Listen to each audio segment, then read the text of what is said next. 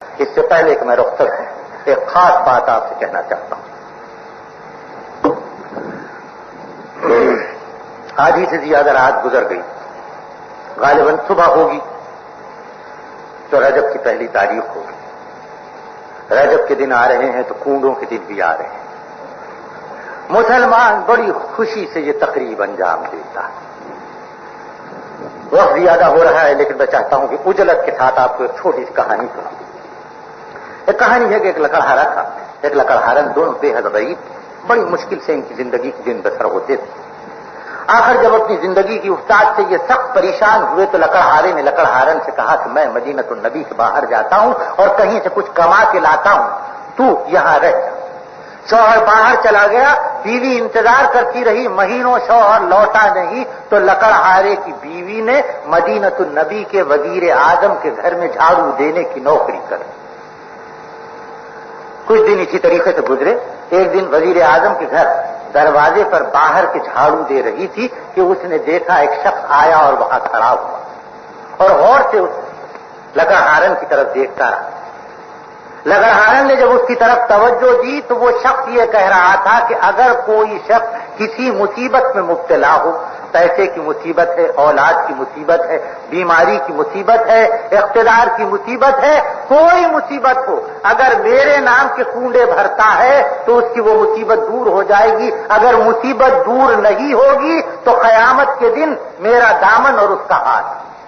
اس عورت نے یہ بات سنی تو عورتیں ضعیف الاعتقاد ہوتی ہیں، جاہل مرد بھی ضعیف الاعتقاد ہوتے ہیں. اس کے ذہن میں یہ بات آئی کہ شاید یہ بات صحیح ہو جو یہ شخص کہہ رہا ہے کہ قیامت کے دن تمہارا ہاتھ اور میرا دامن. اس نے فوراً اپنے دل میں منت مانی، جا کے اس سے پوچھا کہ حضرت آپ کا نام؟ انہوں نے کہا میرا نام جعفر صادق. حضرت علی کے بیٹے حضرت حسین، حضرت حسین کے بیٹے حضرت زین العابدین، حضرت زین العابدین کے بیٹے حضرت محمد باقر، حضرت محمد باقر کے بیٹے حضرت جعفر صادق. انہوں نے کہا کہ میرا نام جعفر صادق.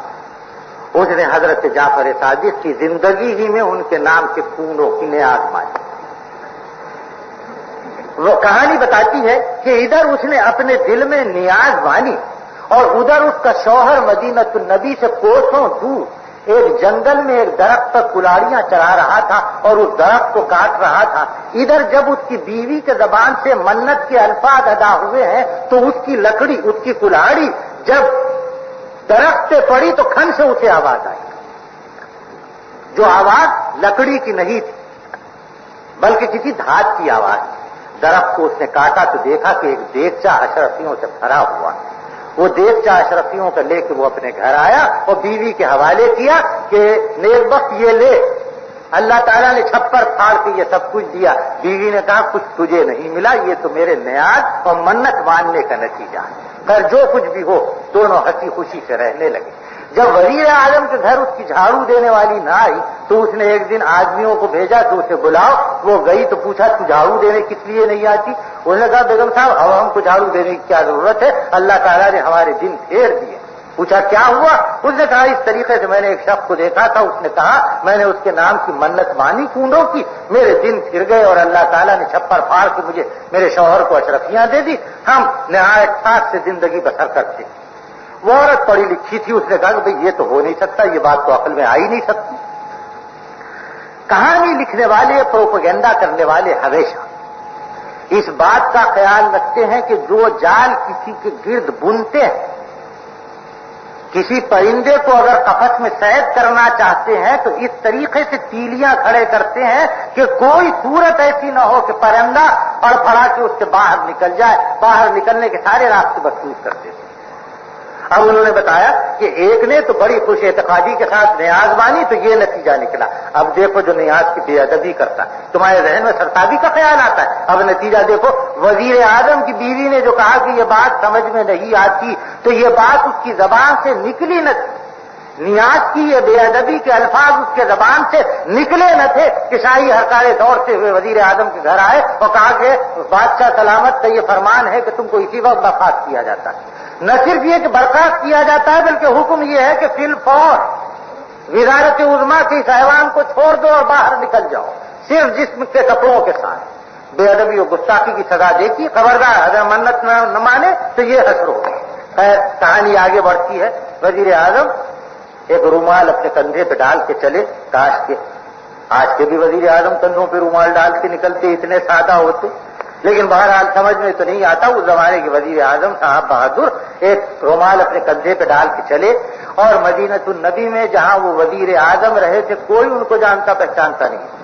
صبح سے شام کا وقت ہوا، ایک کھیل اڑ کے منہ میں نہ گئی تھی، کچھ سمجھ میں نہیں آتا تھا کہ کس طرح اپنے بھوک کو رفع کرے، تو منت کے ساتھ سرتابی کی تھی نا، بے ادبی کی تھی، تو اب تباہی کی آخری منزلوں کو پہنچو کہ وہ عورت جو آپ کے گھر میں جھاڑو دیتی تھی، وزیر اعظم کی بیوی جا کر اس سے پیسے بھیک مانگتی، اور وہ لکڑہارے کی بیوی بھیک دیتی ہے تو یہ اپنے شوہر وزیر اعظم کو لا کے دیتی ہے، جو مدینۃ النبی کے بازار سے ایک سستا تربوز پیٹ بھرنے کے لیے خریدتا ہے، اور ایک درخت کے سائے میں آ کے بیٹھتا ہے کہ خود کھائے بیوی کو کھلائے، کہ اتنے میں ٹپ ٹپ گھوڑے دوڑاتے شاہی سوار آتے۔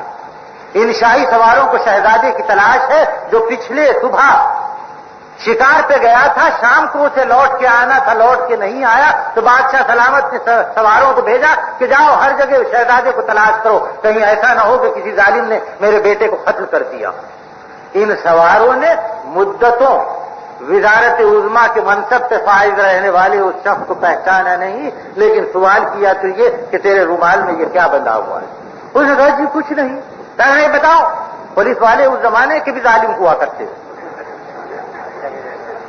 اس زمانے کے بھی ظالم ہوا کرتے تھے اور اسی قسم کی حرکتیں کرتے تھے۔ باہر اس نے کہا کہ کھولو، اور جب رومال کھولا گیا تو شہزادے کا تازہ کٹا ہوا سر جس سے خون کی بوندیں ٹپک رہی تھی وہاں موجود تھی۔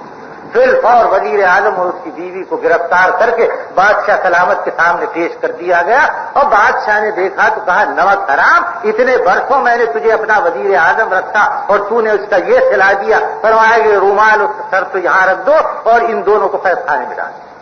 رات کا وقت میاں بیوی جا کے قید خانے میں پڑے تو سوچتے رہے کہ یا اللہ کیا مصیبت تھی جو ہمارے سر آئی، عورتیں بیٹھی ہیں سن لیں، تیسری کا چاند دیکھا تھا لہذا یہ نحوست طاری ہوئی، فلاں آنکھ پھڑک گئی تھی لہذا ہم نے نہیں کیا یہ مصیبت طاری ہوئی۔ اللہ کے رسول نے فرمایا کہ شگون لینے والے اور اس قسم کی باتیں سوچنے والے ملعون ہوتے، اسلام میں کوئی شگون نہیں ہے۔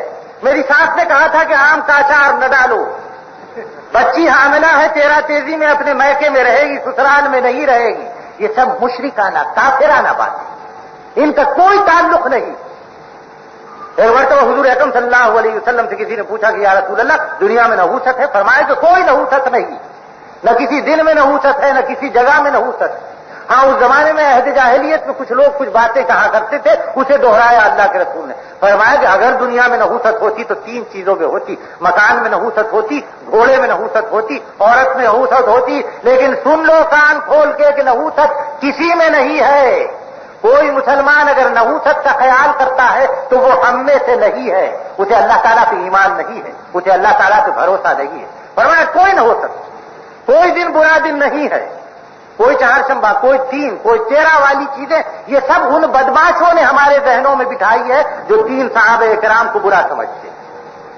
بدر میں جہاں اسلام کو پہلی فتح حاصل ہوئی، جسے قرآن یوم الفرقان کا نام دیتا ہے، مسلمانوں کی تعداد 313 ہے۔ کوئی عدد ہمارے لیے منحوس نہیں ہے، کوئی دن ہمارے لیے منحوس نہیں ہے۔ بلی راستہ کاٹتی ہے تو نحوست نہیں ہے، آنکھ پھڑکتی ہے تو نحوست نہیں ہے، یہ سب خرافات ہے، بیکار بات ہے۔ تو حضرت نے کہا کہ ایک ہی بات میرے سمجھ میں آتی ہے، وہ یہ کہ وہ نیاز والا واقعہ جب مجھے سنایا گیا تھا تو میں نے اس کی بے ادبی کی، اس کے یہ اثرات معلوم ہوتے۔ وزیر اعظم تو بہرحال وزیر اعظم ہوتا ہے، اور وزیر اعظموں کے لیے تو بات بدلنا بڑی آسان بات ہے۔ اس نے فوراً اپنی بیوی سے کہا اگر یہ بات ہے تو نیک بخت تو بھی تھوڑی دیر کے لیے منت مان لے کہ میں حضرت کے کنڈے بھرتی ہوں، ہماری یہ مصیبت دور ہو۔ ادھر بیوی کی زبان سے وزیر اعظم کی یہ جملے نکلے اور ادھر شہزادہ ٹپ ٹپ گھوڑا دوڑا کا شاہی محل میں داخل ہوا۔ بادشاہ نے اپنے شہزادے کو جیتا جاگتا زندہ سلامت دیکھا تو حیران رہ گیا، بولا کہ بیٹے تم خیریت سے ہو؟ شہزادے نے کہا میں بالکل خیریت سے ہوں، فلاں وجہ سے دیر ہوئی۔ اب بادشاہ نے سوچا کہ یہ کیا معاملہ ہوا کہ میں نے اپنے وزیر اعظم کو جیل میں ڈلوا دیا۔ بہرحال اسے بلوایا، پوچھا تو اس نے کہا کہ حضور یہ تو ہم نے نیاز کی بے ادبی کی تھی، اس کا نتیجہ۔ مطلب یہ کہ سننے والا ہوشیار ہو جائے، ذرا بھی بے ادبی ذہن میں آئی تو یہ تمہارا حشر ہوتا ہے، لہذا تم کو مجبوراً کرنا ہے۔ 15 پرچے لکھ کے بھیجے ہیں، ان کی 15 نقلیں ضرور بھیجو، ورنہ مر جاؤ گے، ورنہ بیمار ہو جاؤ گے۔ یہ سب خرافات ہے، بیکار بات ہے۔ قریب بات اس نے بادشاہ سے کہی، بادشاہ نے کہا ٹھیک ہے۔ اچھا لیکن یہ بات سمجھ میں نہیں آئی کہ تمہارے پاس شہزادے کا کٹا ہوا سر کیسا تھا؟ وہ رومال اب جو کھولا گیا تو کٹے ہوئے سر کے بجائے اس کے اندر سے تربوز نکلا۔ منت مانی تھی، لہذا بادشاہ سلامت نے وزیر اعظم کو پھر وزیر اعظم مقرر کر دیا اور اسی گھر میں رکھا۔ یہ قصہ ایک شخص نے لکھا، لطف علی اس کا نام تھا۔ ممتاز علی نامی ایک شخص نے اسے چھپایا اور ہزاروں کی تعداد میں تقسیم کیا۔ ایک خاص مقصد سے ان لوگوں نے یہ کام شروع کیا۔ اب ذرا تھوڑی سی اس پہ تاریخی تنقید کر دیجیے اور مذہبی نقطہ نظر سے دیکھیے۔ قرآن میں کئی جگہ اللہ تعالیٰ نے فرمایا کہ تم عزیر کو ہمارا بیٹا کہتے ہو، مسیح کو تم ہمارا بیٹا کہتے ہو، ان فرشتوں کو تم ہماری اولاد کہتے ہو، بیٹے بیٹیاں کہتے ہو، اور تم ان سے مدد مانگتے ہو، ان سے مدد مانگ کے دیکھو کہ یہ تمہارے لیے کچھ کر سکتے ہیں۔ ایک نہیں کئی جگہ قرآن میں آیا ہے کہ کسی کو قدرت حاصل نہیں ہے کہ کچھ کر سکے، کوئی گنج بخش نہیں، کوئی مشکل کشا نہیں ہے، کوئی مولا نہیں ہے، دینے والا وہ ذات لم یزل ولا یزال۔ کسی نبی کو، کسی ولی کو یہ دسترس، یہ قوت حاصل نہیں ہے۔ ابن تیمیہ، شاہ ولی اللہ، رضا شاہ بریلوی، مفتی محمد شفیع مرحوم اور ہر پڑھے لکھے مفتی نے یہ فتویٰ دیا ہے کہ کسی ولی یا نبی سے یہ کہنا کہ تم میرا یہ کام کر دو یا کرا دو، شرک۔ اللہ تعالیٰ نے فرمایا کہ مردوں کو تو زندوں کی مدد کی ضرورت ہوتی ہے، یہ جو لوگ قبر میں پڑے ہیں یہ تمہاری کیا مدد کر سکے؟ حضور صلی اللہ علیہ وسلم کی ایک حدیث ارشاد فرمایا اللہ کے رسول نے کہ جب اذان ہوتی ہے تو اذان کے الفاظ کو دہراتے جاؤ۔ ارشاد فرمایا کہ جب اذان ختم ہو جائے تو اس کے بعد دعا مانگو، اور دعا میں فرمایا کہ میرے لیے وسیلے کی دعا کرو۔ ارشاد فرمایا کہ قیامت کے دن اللہ تعالیٰ انبیاء میں سے کسی ایک کو مقام محمود پہ فائز کرے گا، اس مقام پہ جس کا نام وسیلہ ہے، اور اس کے بعد اسے یہ اجازت ملے گی کہ وہ بندوں کی شفاعت کرے۔ فرمایا کہ میرے لیے مقام محمود کی دعا کیا کرو، آتی محمد الوسیلۃ والفضیلہ، یہ دعا کیا کرو میرے لیے، اور مجھے یقین ہے کہ اللہ تعالیٰ مقام محمود سے مجھے فائز کرے گا۔ جب حضور رسالت صلی اللہ علیہ وسلم اس مقام شفاعت پہ فائز ہوں گے تو تب آپ کو اجازت ملے گی کہ بندوں کی شفاعت کرو۔ اس سے پہلے کسی نبی، کسی ولی، کسی داتا، کسی مشکل کشا کو یہ اجازت نہیں ہے، نہ اس کے پاس یہ اختیار ہے کہ وہ کسی بندے کی مشکل کو رفع کرے۔ تو یہ کہاں کے نیاز ہیں، یہ کہاں کے کنڈے ہیں کہ جن کی وجہ سے کوئی شخص کہہ سکے یہ بات؟ حضرت جعفر صادق بڑے صاحب تقویٰ، بڑے پرہیزگار، بڑے عالم، فقہ کے جاننے والے، حضرت امام ابو حنیفہ ان کی علمی اور قانونی قابلیت کی بے انتہا تعریف کرتے ہیں۔ یہ ان پر بہتان ہے بدبختوں کی طرف سے جو کہتے ہیں یہ روایت ان کی ذات سے منسوخ کر کے۔ کبھی حضرت جعفر صادق نے ایسی بات نہیں کہی اپنی زبان مبارک سے جو رسول اکرم صلی اللہ علیہ وسلم کی تعلیمات کے خلاف۔ اب آخر مسئلہ کیا ہے؟ حضرت جعفر صادق کی پیدائش ہے رمضان کی، ایک اور روایت ہے شوال کی پیدائش ہے، سن 80 ہجری میں پیدا ہوئے ہیں، بعض لوگوں نے کہا کہ 82 یا 83۔ 148 ہجری میں ان کی وفات ہوئی۔ ان کی وفات کے بارے میں یہ کہا جاتا ہے کہ ان کی وفات شوال کے مہینے میں، پیدائش رمضان اور ربیع الاول میں، اور ان کی وفات شوال کے مہینے میں ہوئی۔ اور صرف ایک روایت ملتی ہے جس سے یہ معلوم ہوتا ہے کہ رجب کی پہلی تاریخ کو ان کا انتقال ہوا ہے، کنڈے تو 22 تاریخ کو ہوتے ہیں۔ اگر آپ تاریخ اسلام پہ ایک نظر ڈالیں اور اسلامی جنتری پہ تو آپ کو معلوم ہوگا کہ 22 رجب اسلام کے ایک جلیل القدر عظیم المرتبت فرزند کی وفات کی تاریخ، حضور صلی اللہ علیہ وسلم کے ایک عظیم المرتبت صحابی کے وفات کی تاریخ۔ ایک وقت تھا کہ حضور صلی اللہ علیہ وسلم ام المومنین حضرت رملہ، ام المومنین حضرت ام حبیبہ کے حجرے میں نماز پڑھ رہے ہیں، نماز ختم ہوئی، پلٹ کے دیکھا حضور رسالت صلی اللہ علیہ وسلم نے تو بہن کے ساتھ بھائی بیٹھا ہوا تھا۔ یہ اس بھائی کے وفات کی تاریخ جسے جناب رسالت صلی اللہ علیہ وسلم کے کاتب وحی ہونے کا شرف حاصل، جس کے بارے میں حضور رسالت صلی اللہ علیہ وسلم کے ارشاد کا مطلب ہے کہ جب حکومت یہ اس بھائی کے وفات کی تاریخ جسے جناب رسالت صلی اللہ علیہ وسلم کے کاتب وحی ہونے کا شرف حاصل، جس کے بارے میں حضور رسالت صلی اللہ علیہ وسلم کے ارشاد کا مطلب ہے کہ جب حکومت اس کے تفیف ہوگی تو اس درجہ سیاست و دانائی کے ساتھ یہ حکومت کرے گا کہ کوئی اس سے ٹکرانے کی کوشش کرے گا تو کامیاب نہیں ہوگا۔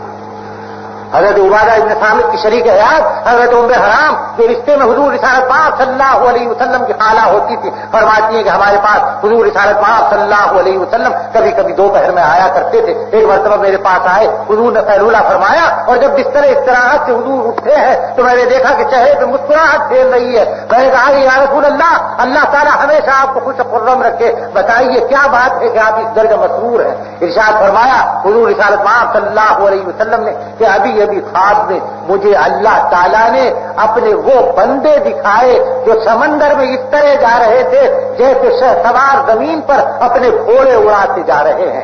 یہ وہ لوگ ہیں جو اسلام کی پہلی بحری فتح کرنے والے ہیں، اور انہیں دیکھ کر میرا دل بے انتہا مسرور ہوا اور میرے چہرے پہ مسکراہٹ پھیل گئی۔ حضرت ام حرام نے عرض کیا اللہ کے رسول سے کہ یا رسول اللہ، کیا ان مجاہدوں میں میں شریک نہ ہوں؟ ارشاد فرمایا کہ تم شریک ہوگی۔ فرمایا کہ کیا مجھے شہادت کا درجہ نصیب ہوگا؟ ارشاد فرمایا کہ سب سے پہلے تم کو شہادت کا درجہ نصیب ہوگا۔ حضرت عمر کے زمانے میں حضرت امیر معاویہ نے جو عطا کے گورنر تھے، جہاں انہوں نے سب سے پہلا اسلامی بحری بیڑا تیار کیا، اجازت مانگی کہ میں بحری فتوحات کے لیے نکلتا ہوں۔ حضرت عمر نے بعض مصلحتوں کی وجہ سے روکا۔ حضرت عثمان کے زمانے میں انہوں نے اجازت مانگی اور حضرت عثمان نے پہلی بحری لڑائی کی اجازت دی۔ حضرت ام حرام کو معلوم ہوا تو وہ شوق سے مدینہ النبی سے چلی اور حضرت امیر معاویہ کے ساتھ قبرص پہنچی۔ قبرص جب جہاز مسلمانوں کا پہنچا ہے تو حضرت ام حرام بیمار، ان کو اتارنے کے لیے گھوڑا یا خچر لایا گیا۔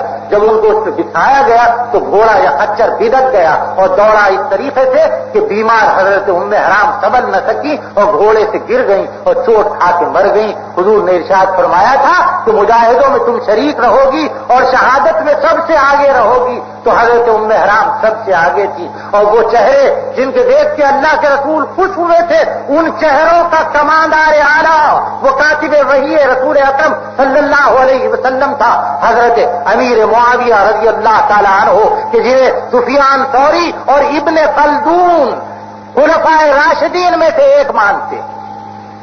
22 رجب حضرت امیر معاویہ کا وفات پہی۔ دنیا کے کسی خطے میں سوائے ہندوستان اور پاکستان کے چولہے نہیں بھرے جائیں۔ جب مغلیہ سلطنت ٹوٹی اور اس کے مختلف علاقوں میں مختلف انجب لوگوں نے اپنی حکومتیں قائم کر لی اور عجیب و غریب مسلکوں کے ساتھ، تو ان لوگوں نے چپکے 22 رجب کو رامپور اور لکھنؤ میں بالخصوص مٹھائی کھلانے کا ایک طریقہ رائج کیا۔ لوگ اپنے گھروں میں بلاتے اور خاموشی سے مٹھائی کھلاتے کہ آج وہ شخص مرا، وہ شخص جس نے خوارج کا فتنہ ختم کیا، وہ شخص جس نے اسلامی مملکت کو مستحکم کیا، وہ شخص جس کے زمانے میں خیروان آباد ہوا، وہ شخص جس کے زمانے میں بحر گلبات میں گھوڑے دوڑا دیے گئے، وہ شخص جس نے پہلی بحری فتح کی، وہ شخص جس کا بیٹا قسطنطنیہ کی مہم پہ گیا جس میں حضرت ابو ایوب انصاری شامل تھے، جس کے بارے میں بخاری میں، ترمذی میں، سنن ابو داؤد میں، سنن ابن ماجہ میں، سیرت ابن ہشام میں، قسطلانی کے پاس، زرخانی کے پاس، ابن کثیر کے پاس ہر جگہ روایتیں ملتی ہیں۔ حضرت یزید جن کے بارے میں طرح طرح کی باتیں اڑائی گئی، ابن کثیر کہتے ہیں، امام غزالی کہتے ہیں، امام تیمیہ کہتے ہیں کہ وہ حافظ کلام اللہ تھے، وہ پابند روزہ و نماز تھے۔ اور شیعی مورخ طبری یہ کہتا ہے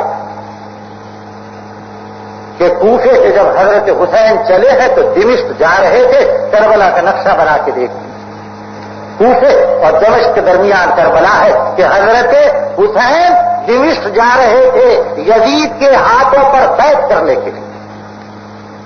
یہ روایت طبری کے پاس موجود ہے، کوئی اٹھا کے دیکھ، نفیس اکیڈمی نے چھاپ دیا ہے، اس نے مختلف روایتیں لکھی ہیں۔ حضرت حسین نے 3 شرطیں کوفے والوں کو پیش کی۔ ایک شرط یہ کہ میں یزید کے ہاتھ سے بیعت کروں، ایک یہ کہ مجھے لوٹ کے مکہ جانے دو، ایک یہ کہ مجھے اسلامی سرحدوں کی طرف نکل جانے دو. انہوں نے دیکھا کہ ان کا رجحان زیادہ اس طرف تھا تو روکا. یہ کوفے والے ساتھی تھے جنہوں نے راتوں رات حضرت حسین پہ حملہ کیا, انہیں شہید کیا اور ان کے گھر والوں کو لوٹا. اور یہ ابن طرف تھا جس نے بچایا اور ان لوگوں کو سنبھال کے لے آیا. حضرت زینب جو حضرت حسین کی بہن تھی وہ یزید کی ساکھ تھی. حضرت زینب اپنی زندگی کا آخری زمانہ یزید کے گھر میں گزارتی. حضرت سفینہ جن کے بارے میں بیان کیا جاتا ہے کہ 3 سالہ لڑکی تھی, ان کی شادی ہو چکی تھی, ان کی اولاد ساتھ تھی. علی اصغر جن کے بارے میں زین العابدین جن کا لقب علی اصغر ہے, علی اصغر نام کا کوئی لڑکا دودھ پیتا تاریخ میں کوئی حوالہ نہیں ملتا. زین العابدین ان کے بیٹے محمد باقر ساتھ تھے. تاریخ اسلام کو تو بالکل بدل دیا گیا. آپس کے ان لوگوں کے رشتے ایک دوسرے سے اس درجہ قریب ہیں کہ بیان نہیں ہو سکتا. تو خیر بہرحال یہ کہ 22 رجب صرف اس لیے کہ کسی کے خلاف بغض و عناد کا اظہار کرنا ہے, اس لیے چپ کے حجروں میں گلا کی مٹھائی کھلا دی. ایسے کی لڑائی ختم ہوئی تو ایک نیا محاورہ اردو زبان کو ملا کہ فلاں کا حلواڑا کر دیا, یعنی اسے تباہ کر دیا. کسی کے کنڈے کرنا بھی ایک محاورہ ہے, یعنی تباہ کر دینا کسی کو. تو 22 رجب کو امیر معاویہ کے کنڈے کر دیے جاتے ہیں تو ان کو تباہ کر دیا جاتا ہے. ذرا ایک فاتحہ کے بارے میں آپ دیکھیے کہ خاموشی سے ایک کمرے میں ہوتی, اس کمرے کے باہر لے جا کے کھا نہیں سکتے, اس کمرے کے باہر جا کے ہاتھ نہیں دھو سکتے, اس کمرے کے باہر کوئی چیز نہیں لے جا سکتے. یہ سب خفیہ ابن سبا کا جو فتنہ چلا تھا یہ وہی ہے جسے ہندوستان اور رامپور میں چلایا گیا. حضرت سرفادری نے ایک مضمون لکھا, مظہر علی تھنیلوی کے روز نامچے میں تفصیل ہے کہ یہ خونوں کا سلسلہ کس طریقے سے شروع. تو یہ لکڑہارے والی ایک کہانی لکھی اور رامپور کے راجا نواب صاحب کی ایک داستان جس سے نواب صاحب بہت بگڑ گئے تھے اور اس کے گھر نہ جا رہے تھے. تو اس نے سوچا کہ ایک صورت یہ ہے کہ میں ان سے کہوں کہ میں فلاں صاحب کے کنڈے کر رہی ہوں, اگر آپ نہیں آئیں گے تو بے ادبی ہوگی. چنانچہ ان کو یہ کہانی سنائی گئی, مرزا لطف علی صاحب کی لکھی ہوئی, اور نواب صاحب آپ کے دوڑتے ہوئے یہ کنڈے کھانے کے لیے آئے. لیکن اس کے پیچھے افسانہ یہ, عزیزو دوستو, آپ جس کا چاہے فتویٰ لے دیں. احتشام الحق صاحب کا بھی فتویٰ ہے, اس کے اوپر ولی ٹوکی صاحب کا بھی فتویٰ ہے, بہار شریعت فتویٰ کی کتاب رضا شاہ صاحب بریلوی کی ملتی ہے, دیوبندی کسی عالم کا لے لیجئے, شاہ عبدالعزیز صاحب کا فتویٰ ہے, شاہ ولی اللہ صاحب کا فتویٰ ہے. کوئی بات میں اپنی طرف سے نہیں کہہ رہا ہوں, ان سب نے لکھا ہے کہ اس قسم کی چیزیں کھانا کھلانا, اس قسم کے کنڈے بھرانا یہ شرک اور مسلمانوں کو اس کی اجازت نہیں. حضرت جعفر صادق حضرت ابوبکر صدیق رضی اللہ تعالیٰ عنہ کی پوتی کے پوتے تھے. تو یوں بات آ کے اصلاح پہ پہنچی کہ حضرت ابوبکر صدیق نے بھی اپنے دور میں تمام بدعتوں کو ختم کیا تھا اور اسلام کو مضبوط سے مضبوط کر کیا اور لا الہ الا اللہ کے پرچم کو آگے بڑھایا. عزیزو دوستو, آئیے ہم بارگاہ خداوندی میں دعا مانگے کہ یا اللہ ہم کو صراط مستقیم پہ چلا, مولا ہم کو اسلام کا پابند بنا, ارحم الراحمین ہم سے بدعتوں کو چھوڑا دے, ارحم الراحمین ہم سے شکوک و شبہات کو نکال دے, مولا ہمارے دل میں صحابہ کرام کی محبت پیدا کر, مولا ہمارے دلوں میں خلفائے راشدین کا احترام پیدا کر, مولا ہمیں توفیق دے کہ ہم تاریخ کے صحیح واقعات دیں. ارحم الراحمین جو لوگ شیطان کے بھٹکاوے میں آ کے ہم سے ٹوٹ رہے ہیں ان کو راہ راست پہ چلا اور ہم سے ملا دے, مولا ان کو صحیح ایمان عطا فرما. ارحم الراحمین جن کے ہاتھ میں تو نے ضمانت کار تھمائی ہے ان کو کردار عطا فرما, ان کو اخلاص عطا فرما, ان کو ایمان عطا فرما, ان کو عرفان عطا فرما. مولا ہم سب کو ایمان اور عرفان عطا فرما. مولا ہم کو نمازوں کا پابند بنا, مولا ہم کو سادگی کا پابند بنا, مولا ہم کو ایک دوسرے کا بھائی بنا, ایک دوسرے کا بہیتا بنا. ربنا لا تزغ قلوبنا بعد إذ هديتنا وهب لنا من لدنك رحمة إنك أنت الوهاب. ربنا افرغ علينا صبرا وثبت أقدامنا وانصرنا على القوم الكافرين. اللهم إني أسألك رزقا طيبا وعلما نافعا وعملا متقبلا. سبحان ربك رب العزة عما يصفون وسلام على المرسلين والحمد لله رب العالمين.